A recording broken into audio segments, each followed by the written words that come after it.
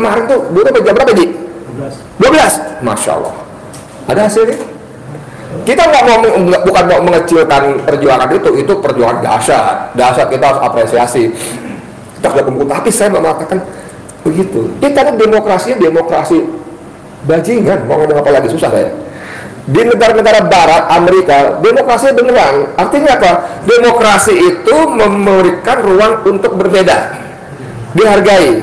Bahkan ketika ada aksi-aksi demo-demo itu diperhatikan, jadi pertimbangan. Oh ini ditolak nih, oh ini begini, yuk kita rapat lagi, jangan begini, kenapa? Itu rakyat ngomong begini-begini, kita pertimbangkan lagi. Itu demokrasi. Di Indonesia 10 orang mati, 4 diantaranya anak-anak, 1 berumur 15 tahun namanya Harun Al-Rashid, tinggal di Duri Kepak, Jakarta Barat, ketika menolak revisi Undang-Undang KPK. 10 mati, Pak. Jalan terus. Buruh berjilid-jilid, beratus-ratus, beribu-ribu, berbelas ribu, demo berkali-kali.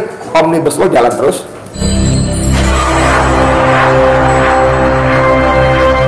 Apa problem kita menghadapi pemilu 2024? Problemnya kita harus memilih pemimpin yang benar. Setuju nggak?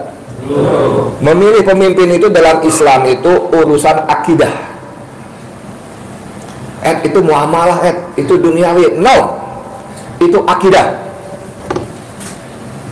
Di ayat Quran yang bicara soal babi, memang babi, bapak ngomong apa lagi? Babi haram itu 1-2 ayat. Ayat Quran yang bicara khamar itu haram itu 3 ayat. Tapi ayat Al-Quran yang berbicara soal kepemimpinan itu banyak, bertabur. Yang paling top waktu 2016 kan Al-Maidah ayat 51. Tapi banyak banget ayat-ayat Quran tentang kepemimpinan. Banyak. Bagaimana ternyata salah milih pemimpin itu bisa dikelompokkan dalam kelompok orang-orang munafik. Kan kita kalau dengar baca hadis kan munafik ada 3. Apabila berkata dusta, apabila berjanji ingkar, apabila dipercaya dan sekarang 3-tiganya ambil semua. Nah di kantong saya ada 11.000 triliun. Jujur apa jujur? Bohong. Sudah dipesan 6.000 unit. Bohong apa bohong? Jujur, salah ya. Terbalik. Apabila berjanji diingkari. Nanti kalau saya jadi presiden, saya stop impor, saya stop utang luar negeri, saya tidak akan naikkan BBM, saya akan bentuk kabinet yang ramping, profesional. Diingkari nggak? Tabrak semua. Jadi begitu pentingnya soal kepemimpinan, sehingga siapa namanya ulama Abu Hanifah sampai mengatakan jika kamu hanya punya 1 doa yang pasti Allah kabulkan. Nah, coba Bapak kalau dikasih kesempatan begitu berdoa deh, pasti aku kabulkan. Bapak minta apa? Halo? Kalau saya berdoa, ya Allah, buatlah istri saya rela kalau saya menikah lagi, gitu. Buatlah istri saya menyuruh saya menikah lagi, gitu kira-kira nggak? Halo bapak-bapak, nggak dengar ibu nggak dengar, tenang aja. Nggak ada kan istrinya kan sendiri. Kalau ibu dikasih sama Allah, ibu kamu berdoa deh, pasti aku kabulkan. Ibu berdoanya apa? Bapak jangan kawin lagi. Bapak jangan kawin lagi. Pasti Allah kabulkan. Tapi Imam Abu Hanifah mengatakan bukan begitu. Kalau kamu dikasih 1 doa yang Allah pasti kabulkan, maka mintalah pemimpin yang adil. Masya Allah. Mintalah pemimpin yang adil. Karena pemimpin yang adil bukan cuma urusan dunia, bukan cuma dia akan mensejahterakan kita, bukan cuma dia akan menyediakan lapangan kerja untuk rakyatnya sendiri, tidak diberikan kepada rakyat RRC yang datang berbondong-bondong secara luar biasa mengabaikan segala peraturan perpajakan. Bukan cuma itu maksud saya. Pemimpin yang adil bukan cuma akan memanfaatkan sumber daya alam, emas, nikel, batu bara dan sebagainya buat rakyatnya, bukan dikirim ke luar negeri, ke Cina dan kita nggak dapat apa-apa. Yang kalau kata Abraham Samad, bekas ketua KPK, Komisi Pelindung Koruptor, salah ya, pemberantasan korupsi, Sekarang begitu soalnya. Abdul Samad mengatakan jika mafia tambang dibenahi, diberesi, dibasmi, maka Indonesia bisa membayar utang luar negerinya yang 7.376 triliun. Kayak apa tuh duitnya tuh? 7.366 triliun. 7.736 triliun. Bisa lunas kalau tambang diberesin. Bukan cuma itu, bahkan rakyat Indonesia setiap jiwa dapat santunan 20 juta setiap bulan. Jadi kalau bapak punya satu istri, punya 2 anak, berarti di rumah ada 4 orang. Bapak dapat satu keluarga satu bulan itu 80 juta. Ngeri nggak? Setiap bulan kalau tambang diberesin, mafia tambang diberesin. Hari tanggal 9 itu hari apa ya? Hari Rabu ya. Hari Rabu kemarin, Dirjen Minerba, Dirjen Mineral dan Batu Bara, Kementerian ESDM ditangkap KPK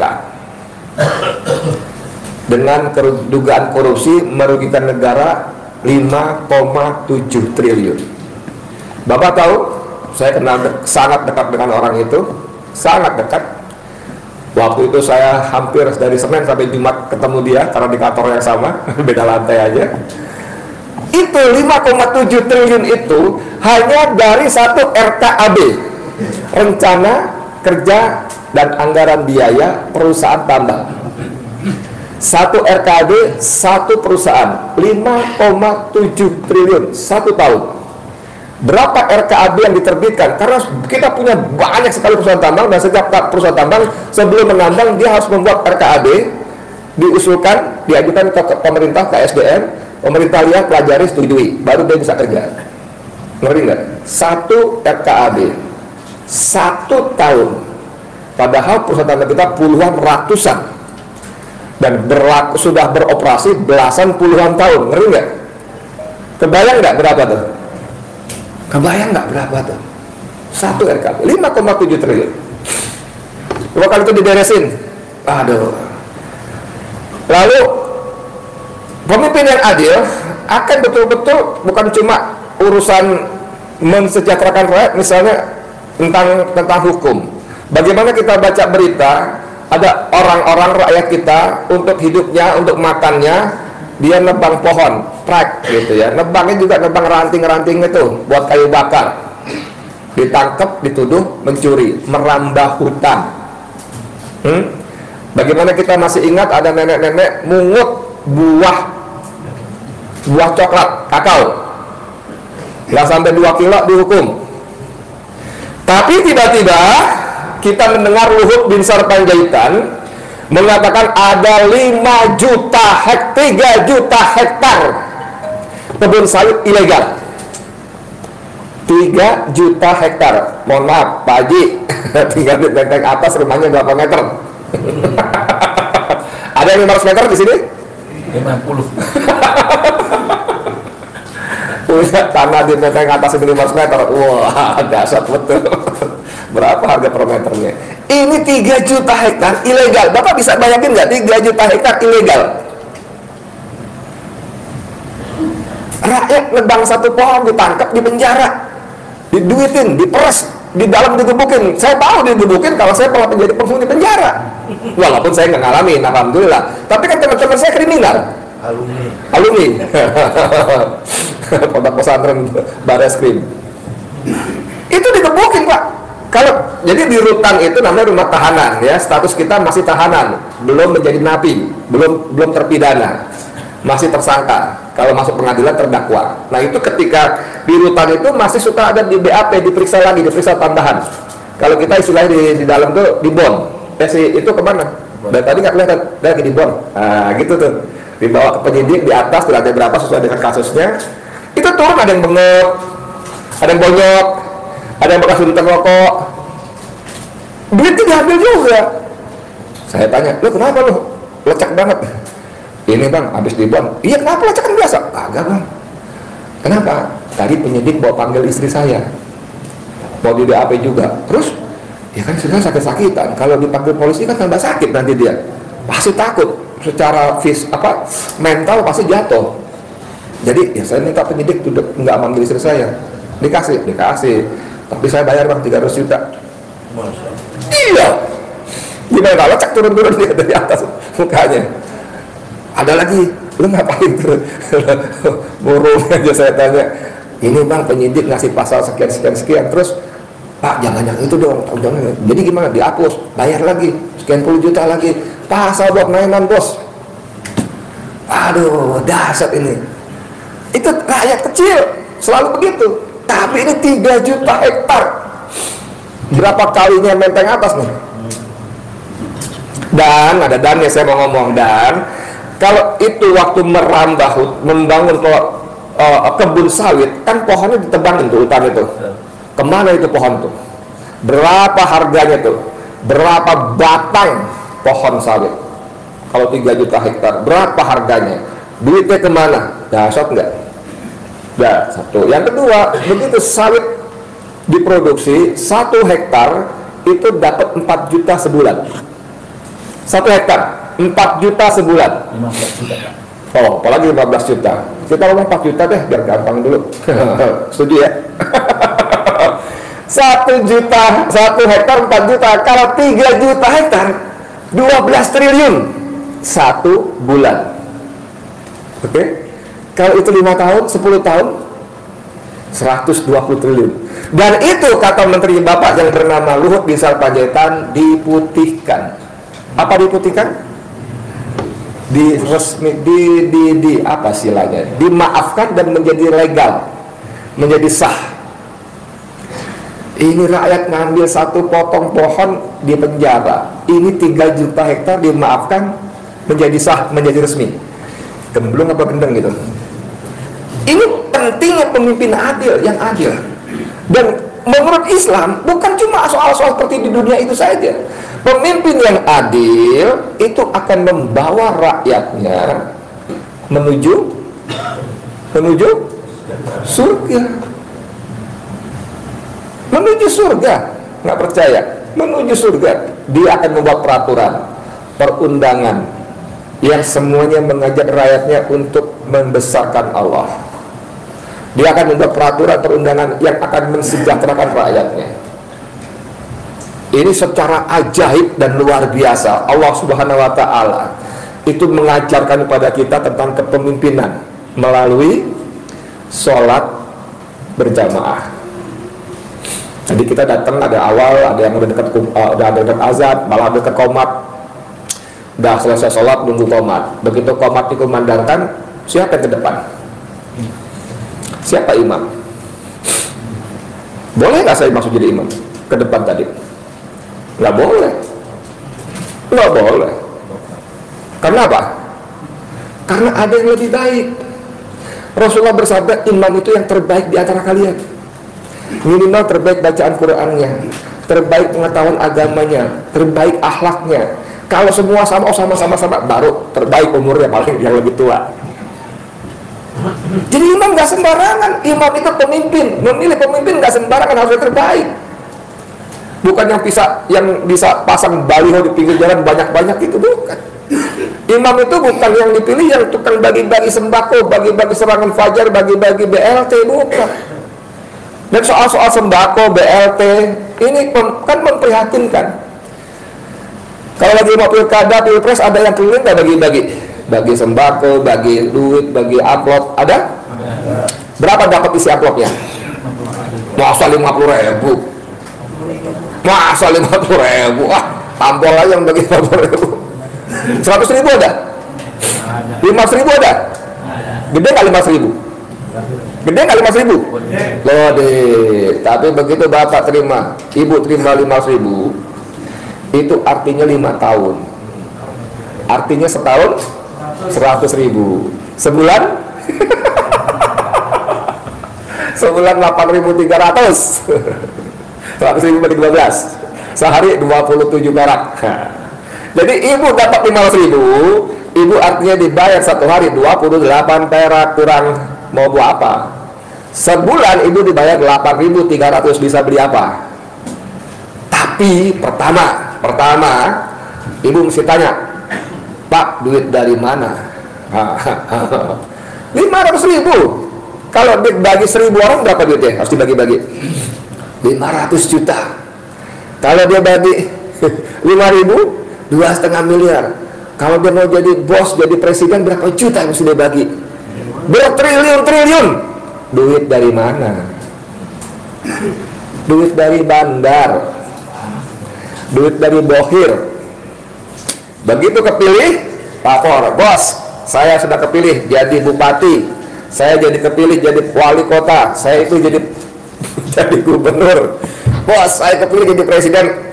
Bagus, sekarang tugasmu tambang yang belah sana kasih saya, properti yang di situ izinnya sekian ribu. Begitu kerjaannya. Rakyat emang gue pikirin satu, ya. Jadi itu duit dari mana? Begitu Bapak terima amplop itu, nih amplopnya putih, terima, wah, itu sudah salaman. Berarti kita mengizinkan, Pak, ini uang buat Bapak 5.000, 5 tahun. Mohon izin, saya mau ngerampok lagi, saya mau begal lagi, saya mau kuras emas lagi, kuras nikel lagi, kuras batu bara lagi. Kepikir nggak begitu? Kan begitu dia kepilih, dia bikin surat tanda tangan, bikin ini, bikin itu, bikin peraturan segala macam. Seperti itu. Minta izin dan kita izinkan, biasa nggak? Tapi doanya, ya Allah berilah kami pemimpin yang adil. Iya toh. Ya Allah berilah kami pemimpin yang jujur. Iya. Lo terima duitnya kok. Ada orang bilang ambil uangnya, tolak orangnya. Itu urusan kiai urusan biasa. Nggak mau bilang itu haram apa enggak, di luar wilayah saya. Monggo silakan. Nah, kita dengerin nanti kiai kita, usah kita ngomong apa. Kalau bilang itu haram, ya jangan ambil misalnya. Kalau sudah setuju, kalau udah ambil aja duitnya, jangan pilih orangnya, ya silakan aja. Saya coba ngasih tahu seperti itu kondisinya. Bapak tahu berita menyebutkan bahwa tingkat kepuasan terhadap Presiden Jokowi 82%. Jangan ketawa, beneran. Tingkat kepuasan terhadap Presiden Jokowi 82% survei. Percaya nggak? Kenapa nggak percaya? Itu kata Bapak di Menteng Atas, nggak percaya. Tapi surveinya begitu. Katakanlah nggak seperti itu, sedasar itu. Tapi itu terjadi kenapa? Karena survei dilakukan setelah bagi-bagi sembako, apa namanya, bansos, BLT. Survei dilakukan, ditanya orang setelah bagi-bagi bansos, bagi-bagi BLT, makanya puas. Jadi lucunya orang kita dapat amplop, dapat sembako, terima kasih banget tuh, cium tangan, nanti saya coblos lagi Bapak.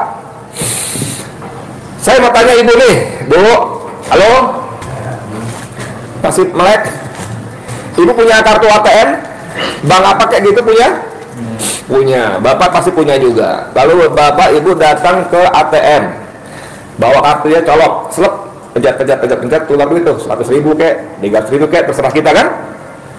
Setelah duitnya kita keluar, kartu kita ambil, lalu kita sebelum pergi, kita begini, makasih ATM, cium tangan. Gimana caranya cium tangan ATM? Begitu nggak kira-kira? Kenapa enggak?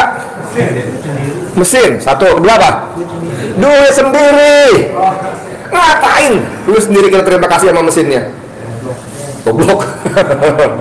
Tapi tahu nggak, bansos yang dibagi-bagi itu, BLT yang dibagi itu duit Bapak, duit Ibu, duit rakyat di APBN sudah ada anggarannya. Bahkan mereka rampok dulu baru dibagi-bagi sisanya. Nggak percaya? No, tanya Juliari Batubara, Menteri Sosial yang nembak bansos. Ini Bapak dapat sesuatu yang milik Bapak sendiri, lalu Bapak nyembagi, Pak, makasih Pak, aduh makasih Ibu, aduh makasih. Apa enggak? Bajingan Allah dilakukan pasti. Saya cerita begini supaya kita tahu, sadar bahwa kita tuh punya kedaulatan.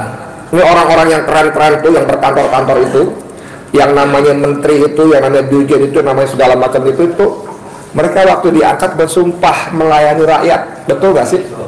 Makanya disebut abdi rakyat. Kalau korupsi disebut abdi negara. Masih gak sih korupsi itu? Nah ini ayat ini pelayan kita, ngurusin kita. Ini di rumah, kamar mandi, saluran nggak lancar, asal kita mandi sebentar udah ngembeng. Kita nggak ngerti gini nih, apa yang kita lakukan? Panggil tukang. Bang, bisa beres ini nggak? Oh bisa pak. Berapa hari kira-kira? Kayaknya 3 hari pak. Oke, sehari berapa? 250.000 pak. Saya akan satu lagi jadi 400.000. Oke, setuju, deal. 3 hari ya, kerjain tuh.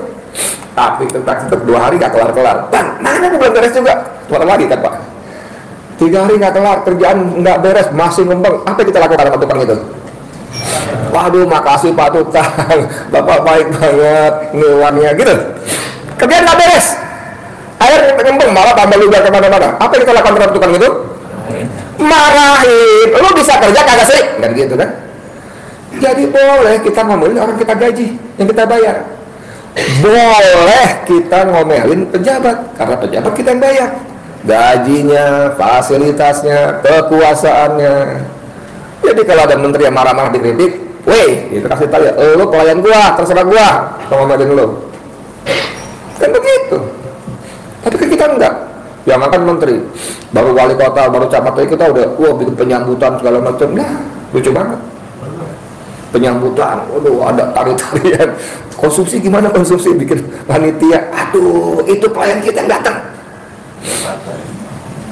Pelayan kita yang datang.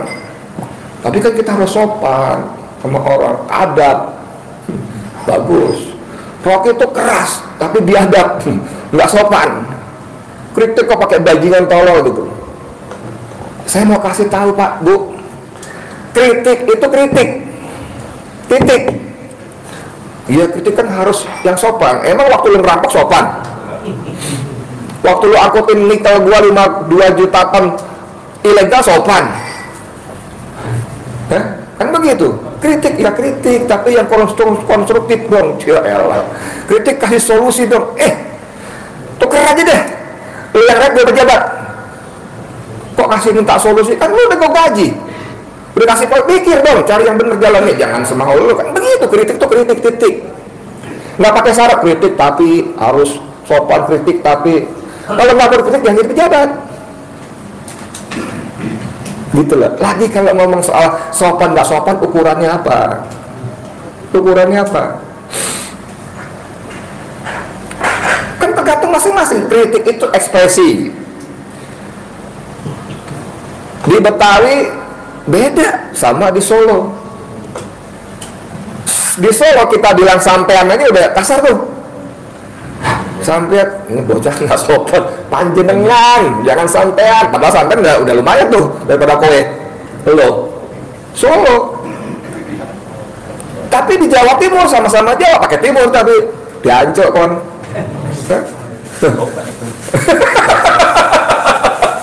Di Medan uki makau biasa, nggak masalah. Jadi mau pakai aturan yang mana? Mungkin di daerahnya Rocky bajingan itu biasa, barangkali saya nggak kenal Minahasa sana kan Sulawesi Utara. Tapi jangan pakai standar kita untuk orang lain. Kalau kritik minta data, jangan rakyat yang diminta. Kalau kritik minta solusi, jangan rakyat yang diminta. Rakyat taunya antri gas LPG 3 kg, datang bawa KTP, bawa KK dicatat segala macam, tambah panjang. Itu yang kritik rakyat. Kenapa mesti begini? Gue bayar kok di negeri sendiri kok yang penghasil gas terbesar nomor 3 di dunia. Itu jangan, mana datanya berapa? Nenek lo. Kalau soal data solusi kasih yang namanya siapa namanya ekonom, peneliti, baru silakan dia ngomong. Kalau kita kan langsung ngomong data, yang gue rasa apa? Sampaikan ekspresi. Ini begitu pentingnya pemimpin yang adil, ya. Begitu pemimpin terpilih jadi imam ke depan, takbir. Dan sebelum takbir, Islam mengajarkan pemimpin seperti Rasulullah mengajarkan kepada kita. Rasulullah menghadap ke belakang. Sawu sufufakum fa inna taswiyatas sufufi intanan salah. Luruskan, rapatkan safnya. Sesungguhnya rapat dan bersaf bagian dari kesempurnaan sholat berjamaah. Bahu dan bahu bersentuhan, tumit dan tumit bersentuhan, jangan renggang, kata Rasul. Kalau renggang di tengah-tengah masuk setan. Padahal ada ayat setan bisa mengalir dengan pembuluh darah kita. Artinya apa? Artinya Rasulullah menginginkan kita sesama muslim rapat hubungannya, komunikasi yang baik. Kalau kita renggang, enggak rapat, masuk setan di tengah-tengah musuh. Pak, Bapak tahu nggak kemarin Pak Haji itu ngomong Bapak begini begitu. Ibu tahu nggak, Ibu yang belah pojok di Bu, yang di gang sono Bu, di ujung Bu, ngomong Ibu mah begini. Nah, berkelahi kita gara-gara setan di tengah-tengah. Itu Rasulullah ajarkan kepada kita, Islam ajarkan kepada kita. Dan yang paling penting, imam itu coba rapat, maju, urus, kan begitu imamnya. Artinya imam memperhatikan rakyatnya. Yang di sana udah makan 3 kali sehari belum? Yang di situ sekolahnya anak-anaknya gimana? Yang di sana kalau sakit berobatnya bagaimana? Ngantri nggak jam 2 pagi, sampai jam 7 habis kartunya, tiketnya. Itu diperhatikan oleh pemimpinnya. Udah rapi semua, baru kasih komando Allahu Akbar. Ini Bapak baca nggak saya bikin kontennya di YouTube saya kira-kira sepekan yang lalu? Ada warga Papua Tengah, 6 orang meninggal karena kelaparan. Bapak bisa bayangin nggak orang mati karena lapar tuh kayak apa tuh? Kalau mati mohon maaf ketabrak bajai, ketabrak kereta, sek hilang udah, ya kan? Nah, tabrakan ceger gitu, udah. Kalau meninggal. Tapi kalau kelaparan tuh berapa lama itu? Dari lapar sampai mati itu berapa lama tuh? Kita puasa 14 jam, 15 jam aja melilit. Mau Ramadan kayak puasa-puasa sunnah, lapar. Ini sampai mati berapa lama? Berapa jam? Berapa hari sampai mati? Ngeri gak? Nggak kebayang saya. Warga rakyat Indonesia mati karena lapar. Yang konon katanya negeri gemah ripah lok jinawi, kata orang Jawa. Yang kata Daus Deker Multapolis jambrut untayan jambrut di Katulistiwa. Dan yang mati itu warga Papua, sebuah pulau yang menghasilkan emas terbesar di dunia. Bisa bayangin nggak? Mati kelaparan loh, bukan mati tenggelam, bukan mati kecebur sumur, mati kelaparan. Saya coba bayangin sebentar deh, berapa lama dari dia mulai lapar sampai mati, betapa tersiksanya itu, betapa zalimnya. Sementara ada gubernur Papua ditangkap, Lukas NMB, di KPK terungkap anggaran makan dan minumnya gubernur itu satu hari 1 miliar. Kebayang nggak 1 hari 1 miliar anggaran makan dan minumnya? Makan apaan? Tetap aja Pak Haji 1 miliar Pak Haji masalahnya. Kalau 1 juta, 10 juta masih ya gila juga sih, tapi oke lah, masih kebayang tuh. Tapi 1 miliar rakyatnya mati kelaparan, Masya Allah. Kayak apa itu? Umar Ibn Khattab, Khalifah Amirul Mukminin, datang gubernurnya bawa hadiah makanan. Kata Umar, enak nih. Iya, enak Khalifah. Ini makanan apa? Makanan khas kami. Maksud saya yang makan siapa? Oh, ini makanan para bangsawan. Rakyat makan ini enggak? Enggak. Kamu bawa pulang lagi, bikin yang banyak, bagi-bagi rakyatmu. Kasar enggak? Dan kalimat berikutnya terkenal, kata Umar, aku adalah orang pertama yang kelaparan, yang merasa lapar ketika negeri ini paceklik. Aku orang pertama. Dan aku adalah orang terakhir yang merasa kenyang ketika negeri ini makmur. Dahsyat nggak? Orang pertama yang lapar ketika negeri makmur. Jadi rakyatnya nggak boleh lapar. Gua dulu. Kalau terpaksa bobot, oke kita lapar bareng-bareng. Kan begitu. Tapi gua duluan. Dan ketika rakyatnya semua kenyang, saya paling belakangan kenyangnya. Dahsyat itu. Pemimpin itu. Gimana kita punya pemimpin seperti itu ketika negeri kita pesta pora di tengah kemiskinan rakyat yang luar biasa? Kita diterjang pandemi 2 tahun lebih, PHK, tutup, nggak boleh kemana-mana, perusahaan bangkrut, wah tambah susah, luar biasa. Tapi data menyebutkan kekayaan pejabat kita naik 72%. ada menteri agama naik 1100% karena 11 kali lipat naiknya. Ngeri nggak? Kebayang nggak? Bagaimana pemimpin seperti itu? Umar ibn Khattab menjadi khalifah di mana? Di Madinah. Dia berkata, apa yang harus aku jawab di hadapan Tuhanku ketika di akhirat nanti? Jika ada jalan berlubang di Baghdad, mana Baghdad? Irak, ribuan kilometer dari Madinah. Jika ada jalan berlubang di Baghdad dan seekor keledai terprosok kakinya patah. Dia bilang keledai loh. Umar takut itu terjadi. Dia bertanggung jawab pada Tuhannya nanti. Nah sekarang balik ke pemilu nih. Mau pilih siapa? Problematika. Enggak ya, benar judulnya problematika. Waduh. Ayo, siapa mau kita pilih? Belum ada calon. Belum ada calon? Masa sih? Serius? Problematika umat Islam dalam menghadapi pemilu 2024. Belum ada penetapan. Penetapan. Tapi dari yang sekarang beluncur beredar-beredar, oh Anies lah. Kalau itu saya pulang ya, saya Ganjar soal ini. Kenapa nggak Prabowo aja sih? Ah gimana sih?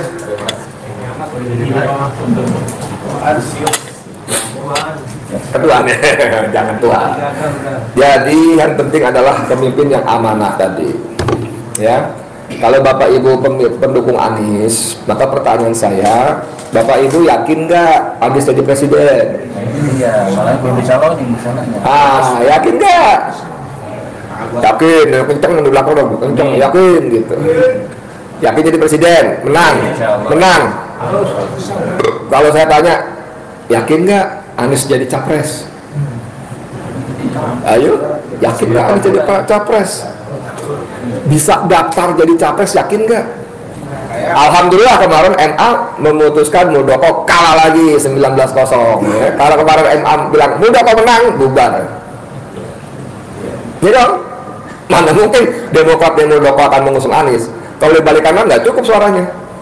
Betul? Jadi itu pun masih belum aman. Ini ada tokoh nasional yang kalau saya sebut nama pasti Bapak Ibu kenal. Itu ketemu Anies hari Jumat kira-kira 1,5 bulan yang lalu habis sholat Jumat. Dan Anies itu ketemu di tempat orang ini.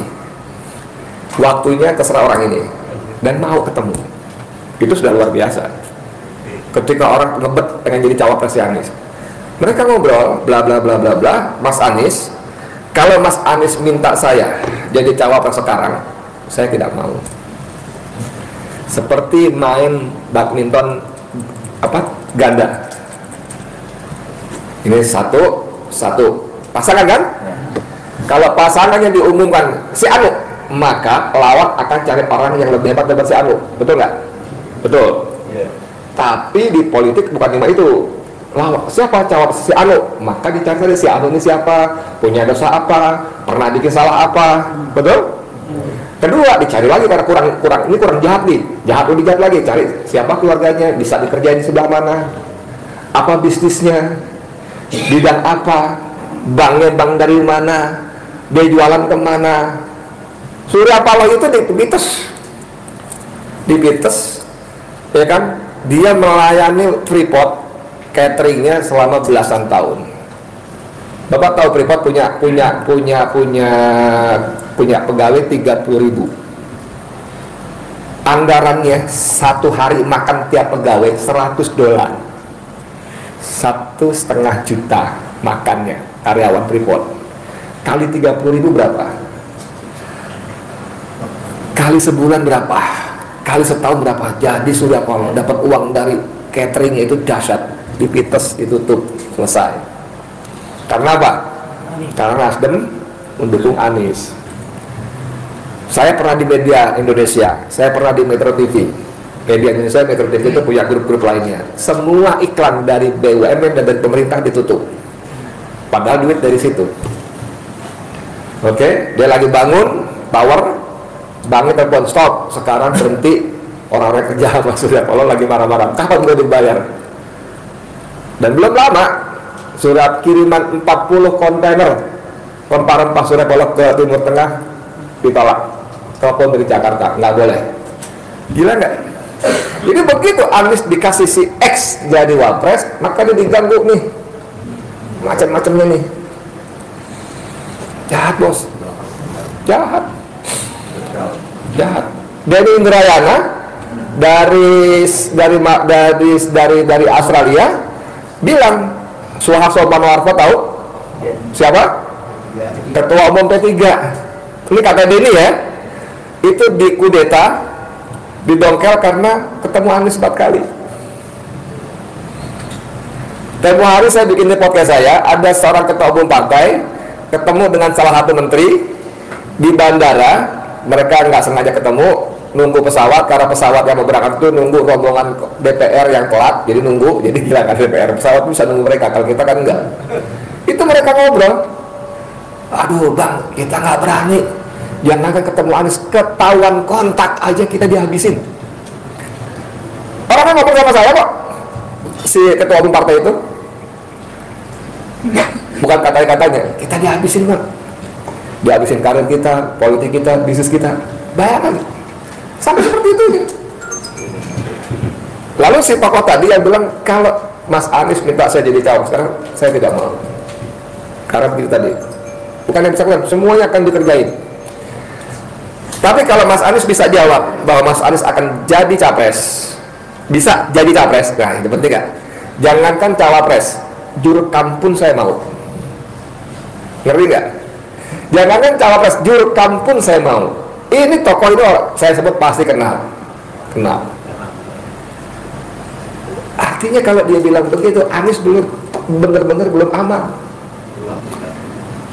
Jangankan jadi cawapres, jadi jurkam pun saya mau. Belum aman. Nah ini kan problematika kita nih.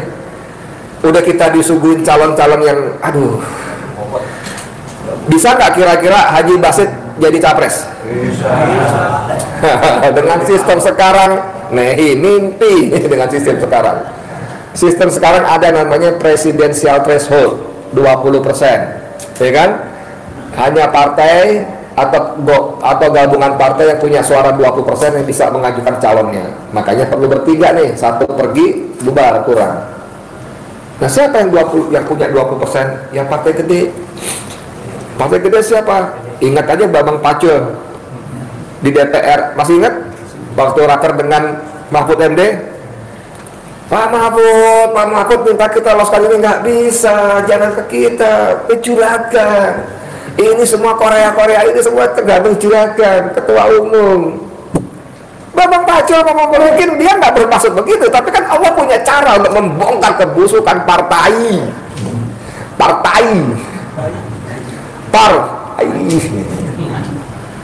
Kebusukan ternyata memang mereka semua perintah ketua umum. Jadi kalau Basit, saya, siapa di sini demo teriak-teriak segala macam, emang dipikirin selama ketua umumnya bilang jangan, cuekin, bodo amat. Kemarin tuh buruh jam berapa Ji?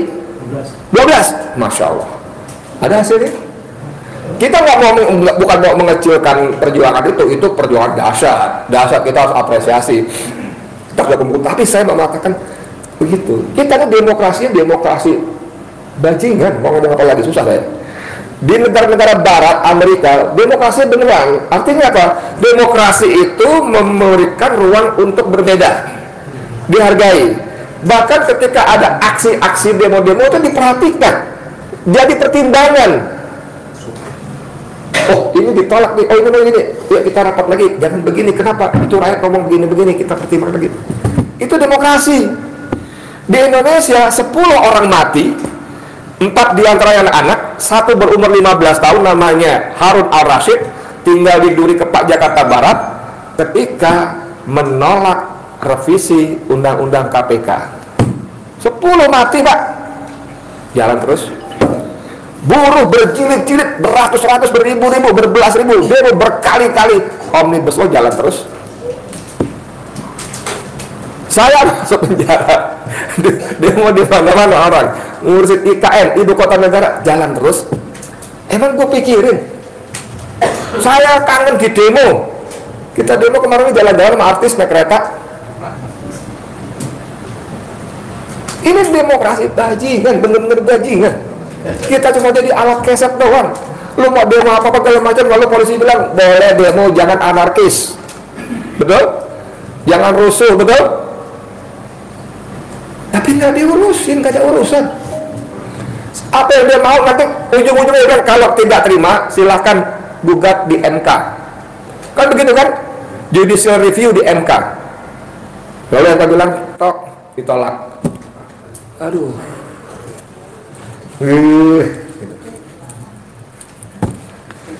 Pemimpin itu penting. Pemimpin itu penting karena pemimpin itu akan membawa kita. Dalam sholat itu pemimpin itu ngasih komando, bunyinya apa? Setiap komando bergerak bunyinya apa? Allahu Akbar. Sang pemimpin akan mengajak rakyatnya untuk hanya membesarkan Allah saja. Mau ada konser musik yang mempromosikan LGBT, umat Islam teriak bunyi protes, tiba-tiba Mahfud MD silakan konser, saya jamin keamanannya. Bos, kiai loh itu, jangan salah, kiai loh dia, pesantren itu, silakan konser, saya jamin keamanannya. Dahsyat. Jadi saya mau sebagai penutup, saya mau ingetin aja, pemimpin ini masalah serius. Kalau bapak ibu masih percaya dengan pemilu, silakan, nggak apa-apa, monggo. Kalau bapak ibu punya jagoan namanya Anies Baswedan, jagain betul-betul, jagain betul-betul. Kalau Allah izinkan dia bertarung dalam pilpres, ya, itu mesti dijagain betul-betul. Karena mereka siapkan kecurangan dari A sampai Z. A sampai Z. Di Indonesia ada 400.000 TPS. Kalau satu TPS 2 orang, berarti perlu 800.000 orang untuk jaga TPS. Kalau satu orang dikasih honor 200.000, berarti 160 miliar duit hanya untuk bayar saksi di TPS. Kalau beli bubur tuh kayak apa itu, bubur depan tuh. Itu mesti dijagain serius. Serius. Kita jagain, kita pelototin aja. Ingat 2019 datang ke MK dengan bukti-bukti formulir C, formulir apa nggak ngerti saya tuh. MK bilang gampang, tidak, pemenangnya MK itu mengadili, pemenangnya adalah Insinyur Haji Joko Widodo. Dahsyat. Kalau mau, ayo jagain baik-baik. Jangan puas dengan kunjungan Anies yang disambut, dijemput ribuan, puluhan ribu. Wah, gila Anies gitu. Anies foto. Sementara calon lain bagi-bagi duit tuh nggak ada datang. Ya kan? Lari-lari gitu. Iya, kasih duit 2 orang, 3 orang. Temannya Haji Basit tuh bikin video waktu di GBK, orangnya sedikit. Padahal udah kasih macam-macam. Pasti Anies menang. Buktinya kan itulah yang nyambut tuh ribuan, puluhan ribu orang. Bangga dengan selfie. Enggak. Mau selfie silakan deh, nggak bisa dilarang. Tapi jangan puas dengan itu. Jangan. Ini ibarat main bola, Bapak Ibu Saudara yang saya hormati. Main bola itu, kita mau main bola, tiba-tiba begitu masuk lapangan, panitia bilang, stop. Kenapa?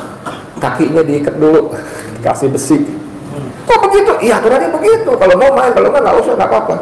Ya udah kita main deh, diikatlah kaki kita pakai besi. Oke, masuk lapangan, tunggu dulu. Kenapa? Mata lu diikat pakai kain hitam.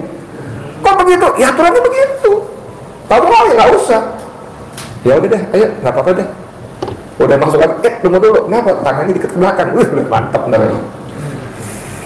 Terus karena kita namanya main bola kesebelasan, kita pikir berapa orang?